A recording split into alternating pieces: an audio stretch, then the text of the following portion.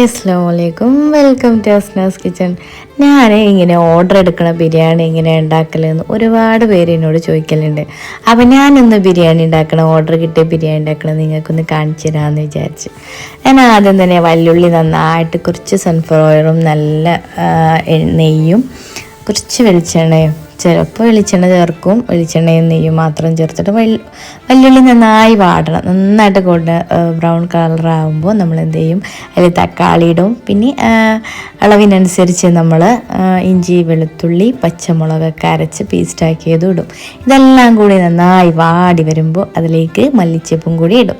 പിന്നെ ഇതാ അപ്പുറത്തെ അടുപ്പിൽ നന്നായിട്ട് വെള്ളം തിളപ്പിക്കാൻ വെക്കും. അതിലേക്ക് ഉപ്പിട്ടെടുത്ത് നമ്മൾ രമ്പ ലീഫിൽ നെയ്ച്ചൂരിനെല്ലാം എന്ന് പറയണ ഇലയിട്ട് ഉപ്പിട്ടെടുത്ത് പിന്നെ ചോറങ്ങ് ഊറ്റി വെക്കും. പിന്നെ നമ്മളെ മസാല നന്നായി തിളച്ച് അതിലേക്ക് ഒരു അല്പം കുറച്ചൊക്കെ തൈരും ഒരു ചെറുനാരങ്ങ നീരൊക്കെ ചേർത്ത്, അപ്പം ഞാൻ നേരത്തെ തന്നെ കുരുമുളകും മഞ്ഞൾപ്പൊടി ഉപ്പും ചേർത്ത് ബീഫിനെ നന്നായി വേവിച്ചിട്ടുണ്ടാവും. അതിട്ട് നന്നായിട്ട് മസാല വെന്ത് വരും. അപ്പോഴേക്കും ഉള്ളിയൊക്കെ മൂപ്പിച്ച് അണ്ടിപ്പരിപ്പൊക്കെ ഇട്ട് റെഡിയാക്കി വെക്കും. ഇപ്പോൾ ദാ നമ്മളെ മസാല നന്നായി തിളച്ച് അടിപൊളിയായി വരുന്നുണ്ട്. അപ്പോൾ നമ്മൾ നേരത്തെ ഊറ്റി വെച്ച ചോറില്ലേ, ആ ഊറ്റി വെച്ച ചോറ് ഞാൻ എടുക്കൽ ജോക്കർ ഫസ്റ്റ് ക്വാളിറ്റി അരിയാ കേട്ടോ. അപ്പോൾ ഈ അരി ഇതുപോലെ അങ്ങ് ദം ചെയ്യാൻ വേണ്ടിയിട്ട് നല്ല അത്യാവശ്യം ഗ്രേവിയോട് കൂടിയുള്ള മസാലയിലേക്ക് അങ്ങ് നമ്മുടെ ഈ ഒരു ചോറ് ഊറ്റി വെച്ചിട്ടുള്ള അരിയില്ലേ അതങ്ങിട്ട് കൊടുക്കും. എന്നിട്ട് നന്നായിട്ടൊന്ന് ഇതുപോലെ സെറ്റ് ചെയ്യും. നമ്മൾ ഉള്ളി ഉണ്ടല്ലോ നന്നായിട്ട് മൂപ്പിച്ച് എടുത്തിട്ടുണ്ടാവും, അതും അണ്ടിപ്പരിപ്പും മുന്തിരിയൊക്കെ ഇതുപോലെ തൂവി കൊടുക്കും. കുറച്ച് മല്ലിച്ചപ്പും പുതിനയും കൂടി മല്ലിയില കൂടി നന്നായിട്ടൊന്ന് വെതറി കൊടുക്കും. ഇനി അല്പം ഗരം മസാലപ്പൊടിയും കൂടി കുറച്ചുകൂടി അങ്ങ് തൂവി കൊടുക്കും. അതുപോലെ മസാലയിലും ഗരം മസാല മാത്രമാണ് യൂസ് ചെയ്യാറുള്ളത്. ഇതുപോലെ ചെയ്ത് കൊടുത്തതിന് ശേഷം നമ്മൾ ഇതിലേക്ക് രമ്പ ലീഫില്ലേ, നമ്മൾ നെയ്ച്ചോറ്റിൻ്റെ ഇല എന്ന് പറയും, നിങ്ങളവിടെ എന്താ പറയാന്ന് എനിക്കറിയില്ല. അപ്പോൾ അത് നന്നായിട്ട് ഗരം മസാല തൂക്കി കൊടുത്തതിന് ശേഷം ഒരു 1.5 ടേബിൾ സ്പൂണോളം ഗരം മസാല ഇതുപോലെ തൂക്കി കൊടുക്കും കേട്ടോ. ഇനി നമ്മുടെ നെയ്യിൽ കുറച്ച്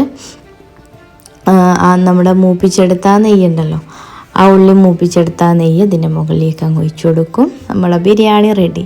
ഇനി നമുക്കിതങ്ങ് നന്നായിട്ട് ടൈറ്റ് ചെയ്ത് മൂടിയെടുക്കണം. മൈദ വെച്ചോ അല്ല എന്നുണ്ടെങ്കിൽ കനം മുകളിൽ വെച്ചാൽ മതി കേട്ടോ. നമ്മൾ ഓർഡർ കൊടുക്കുമ്പോൾ നമ്മൾ മൈദ നന്നായിട്ട് പശ തേച്ച് ഒട്ടിച്ചു കൊടുക്കും. എന്നിട്ട് ഇതുപോലെ ആക്കിയതിന് ശേഷം മൂടി വെച്ച് നന്നായിട്ട് കനം വെക്കും. ഇതിപ്പോൾ ഏകദേശം ഒരു 3 കിലോ 3.5 കിലോ ഏകദേശം ഉണ്ട് കേട്ടോ. ഇപ്പോൾ ഞാൻ ബാക്കിയുള്ള ചോറും കൂടിയും വെച്ച് കൊടുത്തു. പിന്നെയും ഒന്നുകൂടി ഇതുപോലെ ലെയറാക്കിയിട്ട് കൊടുത്തിട്ട് ഇതുപോലെ നന്നായിട്ട് ടൈറ്റ് ചെയ്ത് അടിച്ചെടുക്കും. ഒരു ഇഷ്ടികം കൂടി മുകളിൽ വെച്ച് കൊടുക്കും കേട്ടോ. എന്നിട്ട് നന്നായിട്ട് ഇതുപോലെ കനലൊക്കെ ഇട്ട് ഞാനങ്ങ് ദം ചെയ്തെടുക്കും. ഒരു അരമണിക്കൂറോളം ഇതുപോലെ കനൽ വെച്ചിട്ട് ദം ചെയ്തെടുക്കും. അപ്പോൾ നമ്മൾ ഈ ബിരിയാണി റെഡി. നല്ല അടിപൊളി കുട്ടൻ ബിരിയാണിയാണ്.